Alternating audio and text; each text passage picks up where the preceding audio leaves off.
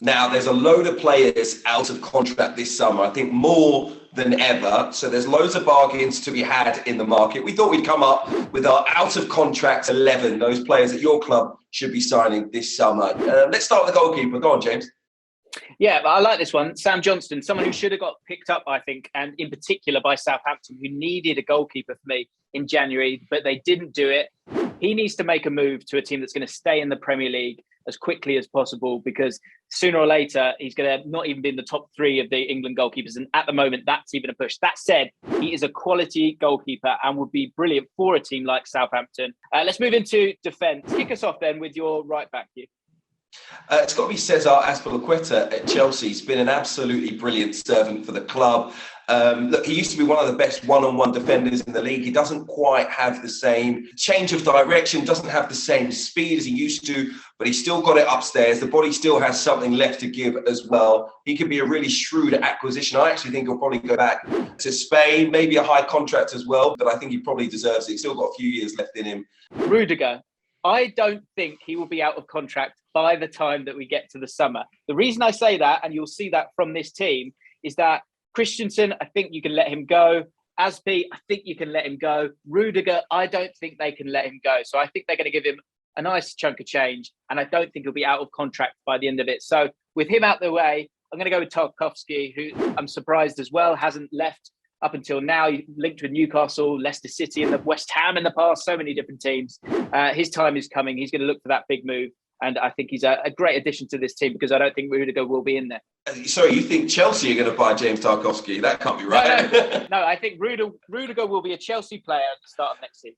Okay, well, the reason that I think Rudiger won't be is because Nicolas Süle, he's in our out of contract 11, will be leaving Bayern Munich, and that means that there is a place for Antonio Rudiger back in Germany. I think that's really important. I think Bayern's an excellent club for him. I think Julian Nagelsmann's doing a great job there as well, with the World Cup coming up. Could you see a straight swap? The other defender in our out of contracts 11 is Andreas Christensen. So if you're losing Azpilicueta and you're losing Christensen, there's a good chance that you lose Rudiger as well. We know they've been linked with a transfer for Jules Koundé at Sevilla, but they still need to bring in quality from elsewhere. Süle provides that in the air. I think he's got that solidity. I think he would suit the Premier League very well. Frank Kessie, been superb for AC Milan. I think he's kind of ready for that big move to the Premier League. I know Spurs were having a really strong look at him. He might kind of want those wages and that stage of the Premier League to shine on. Paul Pogba is going to be leaving the club. I don't see any way that he signs a new contract. He has never really settled, and you've got to say,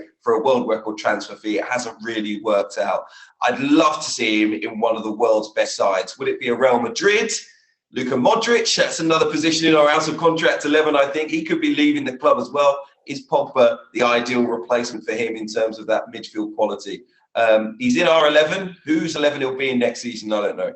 It's got to be PSG for me. I think that might be the place that he kind of returns home to. I think we've got that grace there, and you know, as that French international, he's done brilliantly for the France national team over the years. I'm going to go with Jesse Lingard. I think he's still got so much to offer. Really intelligent footballer, just needs to get that move and start again. I think he's going to be gunning for a World Cup place. Gareth Southgate loves him, but Lingard is probably not the star of this team as we make our way into the forward line. Am I right? So I think that these 3 players are going to be available. Paulo Dybala, the news has already come out. He's not going to be signing a new deal. He's had a big effect on that Juventus team. In particular, over the last 18 months, he stepped out the shadow of Cristiano Ronaldo recently. I wonder what he wants to do next, because, you know, he's won big things at Juventus. The club is not in a great position right now. Will he look to go to another country? Will he look to come to the Premier League? And if he does, where will he go? I mean, Tottenham Hotspur could do with him, but is that a club necessarily in Dybala's ambitions? No, this is an easy one. Let's go Kylian Mbappe. I've got to say,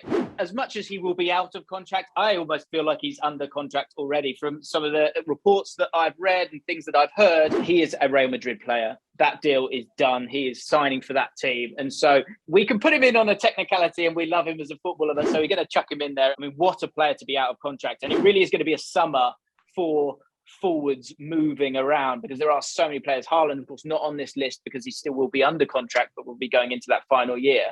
One player that will be out of contract and probably most likely not play a single minute between now and that moment that he ends his contract is our final pick.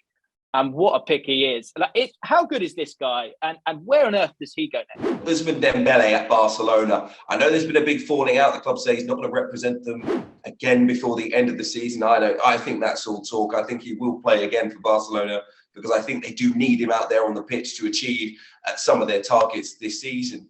The curious one is whether Thomas Tuchel firstly stays at Chelsea and is able to bring in Ousmane Dembele. I think at Chelsea they've been slightly frustrated. They haven't got the output that they would have wanted from the likes of Kai Havertz, Timo Werner, Hakim Ziyech, Callum Hudson-Odoi. And I think, is there going to be that quality of support for Romelu Lukaku? I think Ousmane Dembele could be the player that Thomas Tuchel tries to bring in. It's low risk compared to some of the transfer fees that Chelsea paid over the last couple of seasons. He knows him well, and I think maybe that could help get the best out of Ousmane Dembele. So I imagine he will come to the Premier League, and that would be a big move for him. Hi guys, James Allcott here from ESPN's Football Forecast. Thank you for watching. If you've enjoyed the video and you want to check out more, make sure you subscribe to ESPN UK.